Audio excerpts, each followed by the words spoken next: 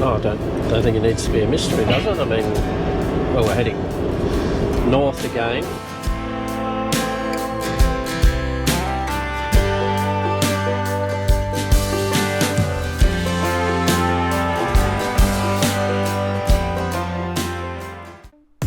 Welcome back to our channel, and we continue our adventures in Simba, our troopy. In this trip we're travelling up the coast of WA, and we'll share with you some incredible must-see parts of our state. Some of them will be firsts for us too. Don't forget to like and subscribe if you're enjoying our content. Enjoy the video.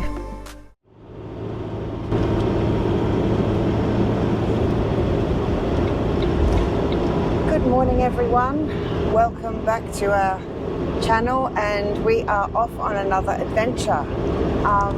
Do you want to tell them where we're heading, or do you want to give them a bit of a mystery? Oh, I don't think it needs to be a mystery, does it? I mean, well, we're heading north again. First, well, I don't know where tonight's stop will be. Somewhere on the road, somewhere between here and Wooramel Station. Wooramel Station will be the destination for tomorrow. Yeah. But we have to find somewhere to stop tonight on the way up. So the problem we're going to encounter is it is school holidays. So the first day of school holidays is today, so it's going to be hectic on the roads. We've just come down the freeway and reminded us that it's a double demerits point. For those of you that don't know what double demerits are, the police are out in force catching you for everything and charging you like a wounded bull for everything. So traffic is, well, it should be a little bit slower. It's not too bad at the moment. It's only 6 a.m. We left at 5:30. We're still in the hustle bustle at the moment. So we'll be out of suburbia in about half an hour or so. So yeah, we're heading north. Just going to take it as it comes today. We really have no idea where we're staying tonight. Just find somewhere, and we'll hopefully you'll enjoy this little trip. We'll be away for 2 or 3 weeks, probably. Yeah, 2 or 3 weeks. We just taking it easy. We don't really have anything super planned. It's just going with the flow, really. So yeah, we'll touch base with you a little bit further down the road.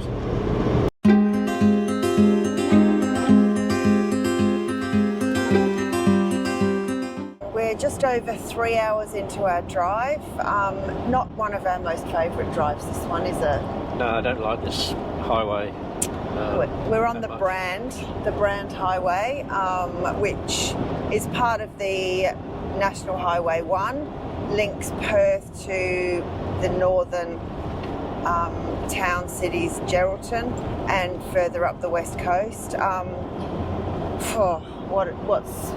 So there's a bit of a story with the Brand Highway at the moment. So over in the west here we have what we call the Indian Ocean Drive, which is a beautiful scenic coastal drive which takes you up past areas such as Cervantes, Jurien Bay and all that sort of thing. Currently, at the moment, they are doing some roadworks on that Indian Ocean Drive, so it's closed off to traffic. You can normally exit Indian Ocean Drive at the top end and it brings you out near Geraldton or Dongara, but that's closed. So at the moment, just the northern end of it. Yeah, the northern end of the Indian Ocean Drive. But currently, the only access road up to the north at the moment, without doing lots of detouring, is the Brand Highway, which is the main thoroughfare for all trucks and heavy vehicles, etc. It is the most direct route, but it is also the most, I'm going to say, boring. And we've had several windscreen chips on this road over the years. We haven't, touched wood, nothing's happened, but it's just not pleasant. It's quite busy, isn't it, at the moment? There's lots of people travelling north. Yeah, you'd expect that right now. Yeah, absolutely. So, yeah, and then people pulling over on the side of the road. You've got to have your wits about you, eh? Some dudes pulled over in a caravan just here. 2 lads. 2 actually. Just, this is the sort of thing that's got... Maybe 3. Oh, geez. Travelling together on Yeah, all right. So you've really just got to have your wits about you on this road. So yeah, we're 3 and a bit hours in, so not much to see. Just checking in really to Have someone else to talk to. Yeah, that's right, to have someone to chat to. So we will, probably our next stop or the next place of interest to go past will probably be Dongra and then Geraldton, and we'll check in with you there.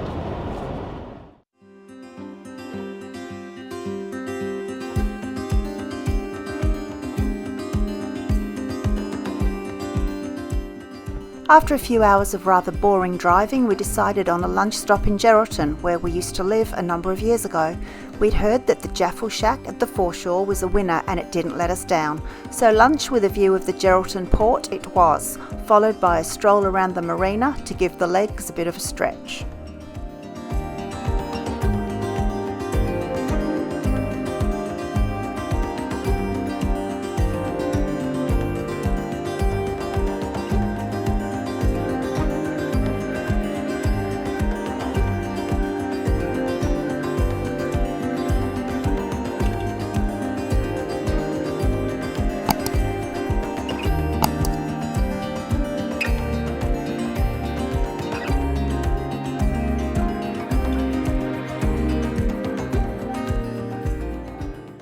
Hello, we're back. Just wanted to share with you something new that we've got with our setup as far as videoing goes. You'll probably be aware over the last, 12 months, we've been having some issues with just microphones. They've been the bane of our life pretty much while we've been travelling, especially when we were on our lap trip. We lost one, we replaced it, just cheap ones, nothing's ever, you get what you pay for.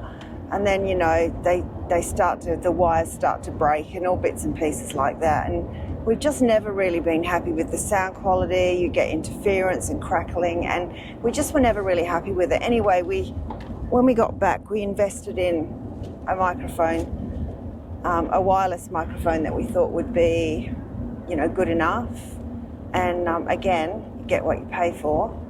Didn't cut the mustard, did it? No. We gave it a try, and it was just interference, and we just were back to square one again. So we bit the bullet, and we have purchased a set of DJI wireless mics, and whilst paying a small fortune for them, they seem to be working, yeah? Heaps better. Heaps better. It seemed that whenever that I needed to invite Paul into a conversation or talk to him, I'd have to unhook my microphone off my belt here and hand it across. You got all the crackling and all the ruffling noises, and it was just actually really painful. So now we both have our own mics, and they're attached wirelessly to the GoPro. So hopefully this is better for you guys, because I think the experience is better for us. It seems to be less fiddly, doesn't it? Oh, yeah. Yep. So we will... You're not messing around with leads and all that sort of stuff and getting tangled up in your seatbelt. And yeah, it was just such a pain. Anyway, fingers crossed this is going to do the job. A quick stop at Coronation Beach to see what all the fuss was about, and it was literally blowing a gale. Perfect for the kite surfing enthusiasts, but not overly enjoyable for those of us that were spectating.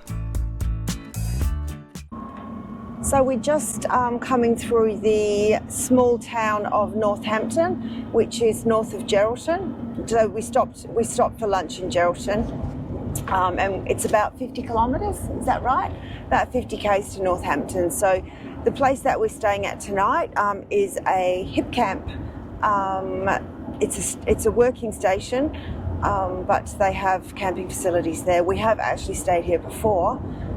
Because it's school holidays, we chose somewhere that was a little bit, I wouldn't say less popular, I would just say more off the main road, and with the hope that we'd be able to get in, because we haven't actually booked very much on this trip up north. So we're just kind of winging it. But we've managed to get a spot for tonight, and a couple of our friends are going to come in and camp with us as well. So it's a historic site, isn't it? Yeah, they've got some of those old buildings that they've restored out there. Yeah, I think it was like a convict, something to do with convicts. I'll fill you more in on it when we get there. It does have an airstrip there at the station, so I won't be able to chuck the drone up, unfortunately, but I'll be able to get some footage around. The wind is howling its butt off, which is actually pretty normal for up here.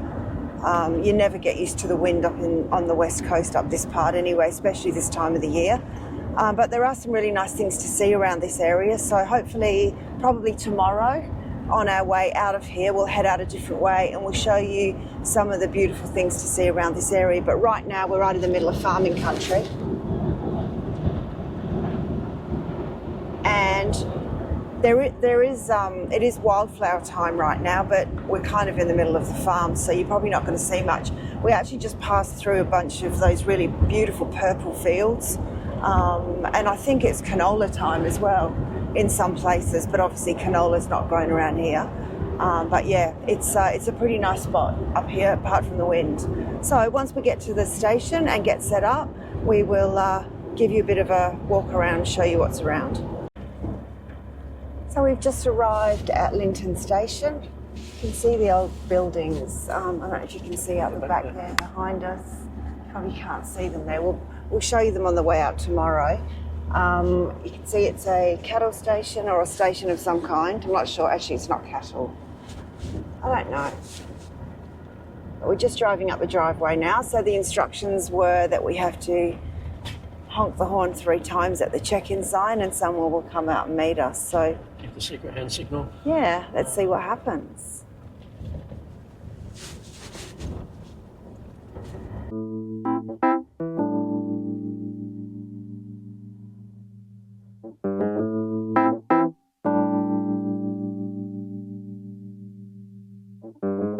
As we mentioned, Linger Longer at Lynton Station is part of a working station and is accessible for all types of campers.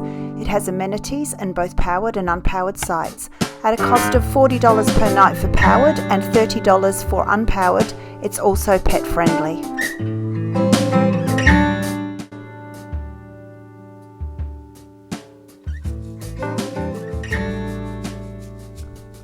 We've finally been looking forward to putting our new backdoor fly screen to the test. This is a much more durable addition to the troopy than our last screen and has been custom made to fit.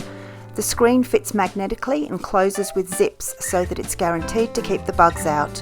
Another fantastic product by PM Canvas Products, the same business that made our rear wheel bag, so we know it's going to last the distance.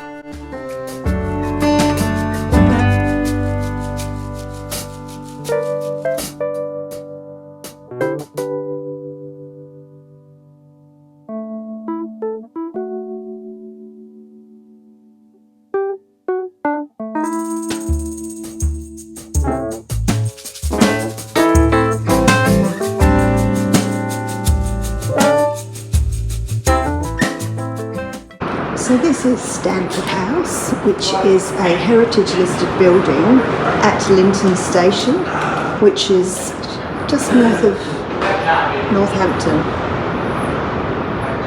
It was a residence back in 1853,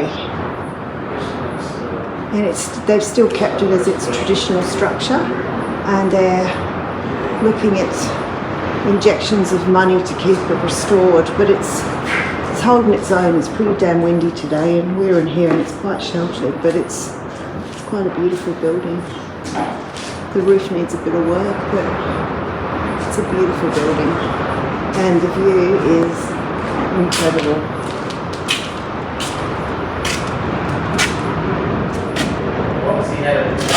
Caravan site down the bottom there. We're staying down there somewhere.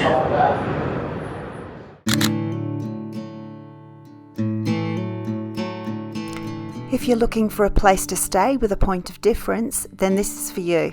As part of the property, a convict depot, which was established in 1853, forms part of this historic site. It was the first convict depot north of Fremantle and housed 60 convicts who supplied labour to a nearby lead mine. A stroll up the hill from the camping area takes you to Stanford House, an imposing 2-storey residence built for the governor and supervisor of the convict settlement, Captain H.A. Sanford, which is open for people to walk through. As you can see, the the views from the residents are breathtaking.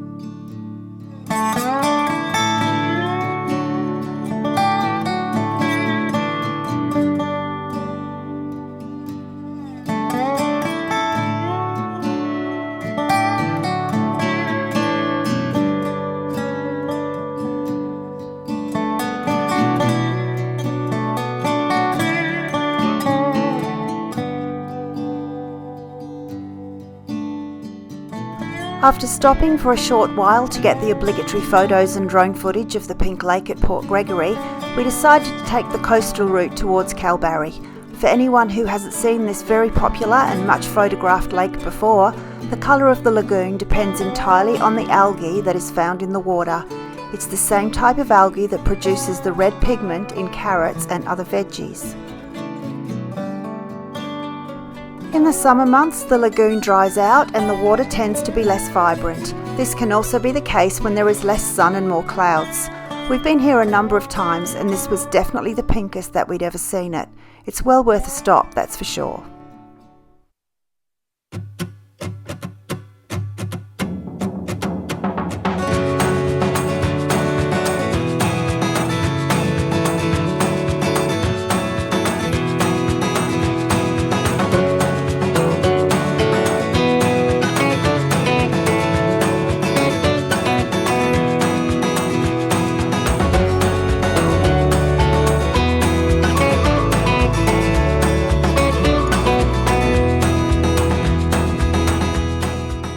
After a fairly uneventful drive, we decided that we would camp at Wooramel station for the night and we managed to secure a spot.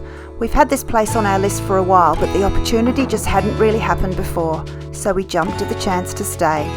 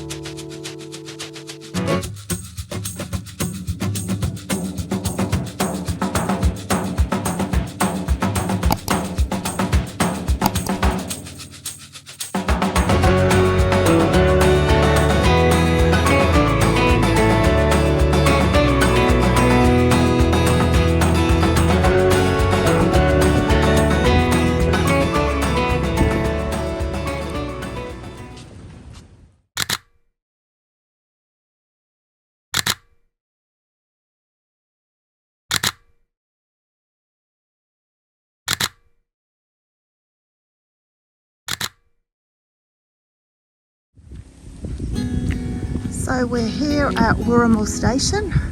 We've managed to jag a spot for the night. This is the Wooramel River, which is incredible, but there's no water flowing at the moment. You can imagine what it's like when it's flowing. So it has an artesian bore which runs, it comes up about 200 and something meters from underground. I'll show you it a little bit later, but this is just an incredible sight. I'm going to have a walk down on it later. We're parked up the road a little bit, but we're up there somewhere there. That's us.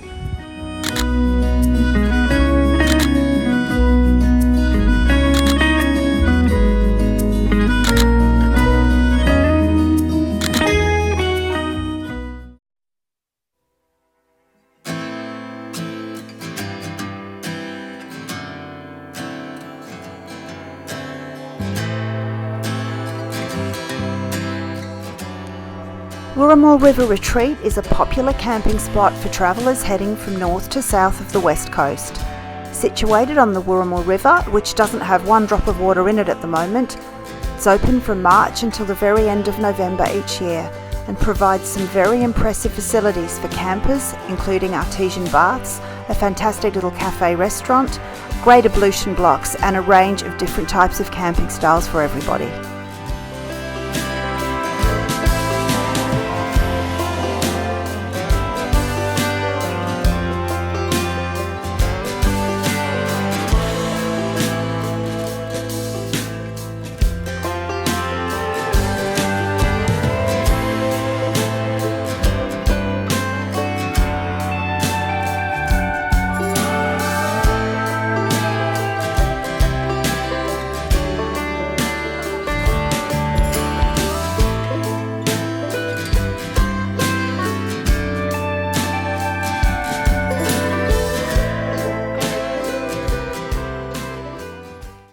Welcome back.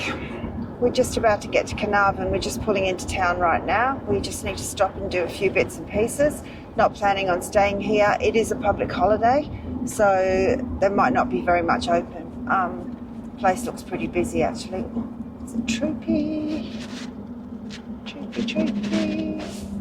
Shh. Sorry, sidetracked. Yeah, we'll check in with you once we get out the other side. It's a bit hectic here at the moment. Hello. We've just stopped at Carnarvon just for a quick stretch, leg stretch, and just to kill a bit of time while our friends do a couple of jobs. So we're just down at the foreshore at Carnarvon. It's getting windy, getting blown its butt off again, but it's really nice down here. They've actually injected a lot of money into this area. It's really quite nice. It's very quiet today. It's a public holiday. It's surprisingly quiet. Yeah, so we're just we're just hanging about in car parks. We seem to do that quite a lot, don't we, Helen? We spend a lot of time hanging about in car parks. It's all good though. So we're gonna go and catch up with our friends. We've just been to Carnarvon, we've just left. Now we've got the last leg of our travels for the day, heading up to Wooramel station to camp, hopefully in a nice spot near the beach with no wind. Wishful thinking. Hopeful. So what did you think of Wooramel? Wooramel's good, yeah. I don't know, the station stays, a lot of them have really upped their game, haven't they? Oh, yeah. Like you can see in the last couple of years that cafe's been built, and that big undercover area, and doing dinners every night. Yeah. Now. Yeah. Yeah, so last night, well, when we arrived, there was at the reception, there was a list to put your name on if you wanted to go and have a dinner at the cafe, and we thought, well, why not? And then we got there at 5:30 when it opened. It runs from 5:30 to 7:30. We got there at 5:30 and saw the list on the board of they do one meal every night, of varied meals, all really yummy roast meals and curries and a whole bunch of things, just one every night, and that's the only meal they serve. But there was so many people there, wasn't there? We got there at 5:30 and there was basically not a table in sight. We managed to squeeze on with some other people. So Sunday night was a lamb roast. Yeah, gosh, and it was a really big plate of food. It was really delicious. So kudos to the cafe there, cooking for all those people every night, and it seemed to be the high point of everyone's day. They had an entertainer on there, like a guy doing like country music, and he had all the kids up on the stage, and he didn't have a break either, did he? He just kept on singing for the whole afternoon. So yeah, in relation to camping there, they seem to have a few different types of camping areas. We were kind of, what would you call our camping area? I think they called it river flats or something. Yeah, river flats. I mean, there's no river at the moment, but the river bed is there. It's dry season, so there's absolutely not a skerrick of water. They got like glamping tents or tents already set up if you want that sort of thing. Yep. And then there's toilets, showers. Yep. Oh yeah, toilets, flushing toilets, and hot showers certain times of the day. There's a few like small camp kitchen areas, fire pits, and you can buy wood there. You're not allowed to get wood from the station, but you can get it from bagged up. You can't collect it yourself. No chainsaws. There's a generator area, and there's some sites that are like on the river, edge of the river bed, and we were back off that, which was fine. And it was a campsite that we had a campsite that was big enough to fit 2 vehicles and a caravan on it, and that was only one site. So they've got lots of varying sized sites, which is really good. So yeah, it was really nice. As I said, we've wanted to go there for a little while. Just the timing with coming up north, you kind of need to time it right. You don't want to arrive too early and waste your day, but we got there just at the right time, I think mid-afternoon, so it was good. They've got the artesian baths as well there, which are, how do you explain those? They're like 4 big, deep, man-made pools where water comes up naturally from the river that flows underground, and they are at about 33 degrees Celsius. So that the water doesn't look, it's not clear or anything. It's quite murky, but it's full of a really good mineral that's supposed to be good for aching bones and joints. There was lots of people in the pools last night, let's just say. It was very, very much just like a rather large spa. This morning I did notice that 2 of them were empty, so they must empty them and clean them and then refill them, I think. But yeah, it was good. And this morning, just before we left, we got toasted sandwich, and they do coffees and everything. So it was really nice. A good station stay. And as Paul said, I think there's a lot of stations that have really upped their game now, because it was very popular, wasn't it? Really popular. So that's another one we've been to, where we definitely would go back there if we were coming back up this way again. In the meantime, this is what we're driving into. It's pretty boring, this leg of the drive. We'll be heading off this road in about, I think it's about 100 k's. So it's pretty flat. Not very inspiring, this part of the landscape, but yeah, we'll see you a bit further up the road. Welcome back, everyone. We're 2 hours, 2.5 hours, nearly 3 hours into our drive. We're 3 hours. Okay, I'll start that again. Thanks so much for watching, and we can't wait to continue sharing our adventures. If you're enjoying our content, please smash that like and subscribe button. Your support really does help us to continue with our travels and content. Cheers, everyone.